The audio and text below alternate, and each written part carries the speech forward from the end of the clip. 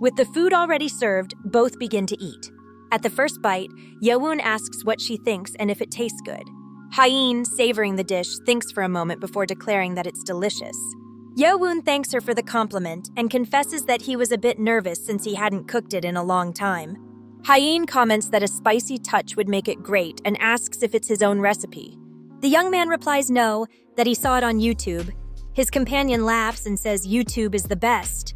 Then Yewoon lifts his glass, saying he couldn't get wine glasses, and Hyein does the same, saying it's no problem, then clinks glasses with him.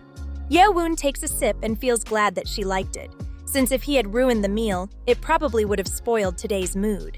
Then he watches her eat, noticing that her mouth is very small. Seeing her, he thinks she looks like a little bunny, smiling and wishing to keep feeding her. Then Hyein asks if he isn't staring too much while she eats.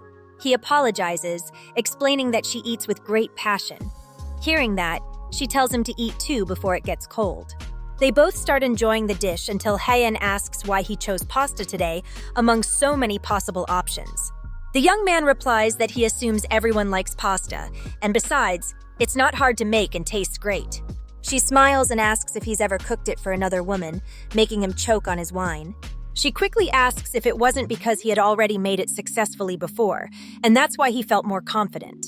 He replies that he's never cooked it for anyone else, that he usually eats a lot and has only shared it with his father. That makes his guest happy, who then asks if it's his first visit. Yewoon confirms it is, and that it's also the first time he's cooked for someone. Hyein comments that, come to think of it, it's also the first time she's eaten pasta made by a man, since she and her uncle always ordered it to go. That leaves Yewoon thoughtful. Until Hyein asks if he would mind telling her a bit about his childhood. The young man hesitates, and she explains that she's told her story several times, but has never heard his, and that they have plenty of time today. Yewoon replies that it's not that he doesn't want to tell it, it's just that his life was very ordinary and might be boring. She assures him it doesn't matter, that she wants to hear it. So he agrees and says that if she wants, he'll tell her. But Hyein, laughing, warns him that if it's boring, she'll fall asleep while listening. Yewoon thinks that's likely to happen, since when he was young he only played soccer and doesn't have particularly funny stories. Before starting, he asks if he can turn on the air conditioner since it's hot, probably because it's daytime.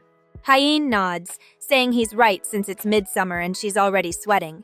She makes a small gesture that catches Yewoon's attention. Noticing his gaze, she asks what he's looking at, and he answers nothing. They continue eating until they finish. Hyein thanks him and says it was exquisite, adding that she'll wash the dishes now. The young man replies it's not necessary, that he invited her, so he'll do it. But his guest insists on taking care of it, and Yewoon doesn't argue further.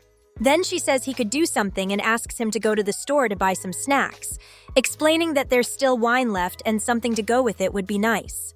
The young man asks what he should buy, beef jerky or chips. Hyein replies either is fine and leaves it up to him. At the store, Yewoon chooses what to buy but starts reflecting.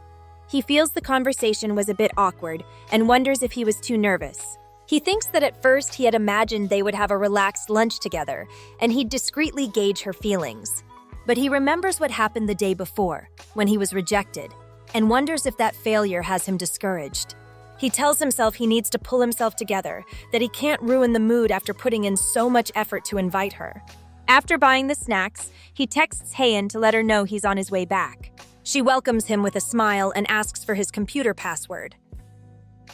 Curious, he asks what she needs it for, and she replies that she just wants to put on a movie or something similar to create a cafe-like atmosphere.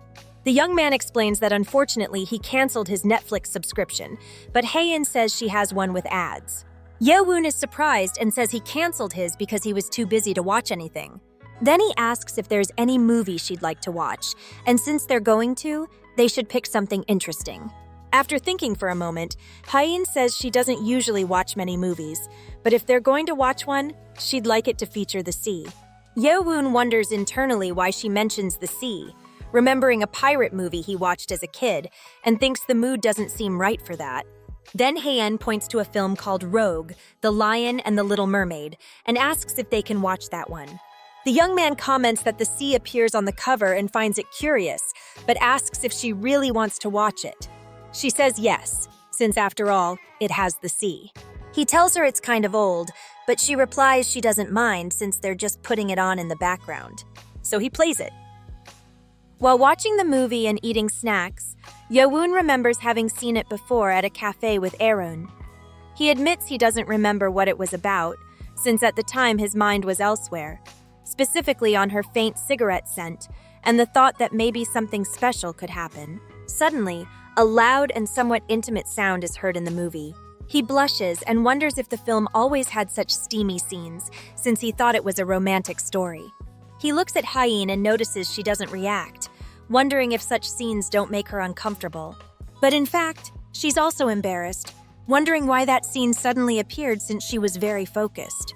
Before they realize it, both are absorbed in the movie. Then Hein breaks the silence and asks what he would do if the person he likes loves someone else. He replies that it would be hard, but he'd have to give up, since he can't change someone else's heart. That satisfies Hyeen, but he immediately returns the question. She replies that she'd curse them, wishing the person they like would have bad luck or that their relationship would fall apart. However, she adds that she wouldn't give up, because if she likes something, she wants it no matter what. That's why the person she likes has to like her too, because she's sincere. Hearing that, Yeowoon falls silent, until she breaks the tension by saying that lately she's gotten used to sending messages, probably because he always texts her goodnight. Upon hearing that, the young man feels relieved and says that from now on, he could send even more goodnight messages before bed. She looks at him attentively and says she didn't expect to hear something like that.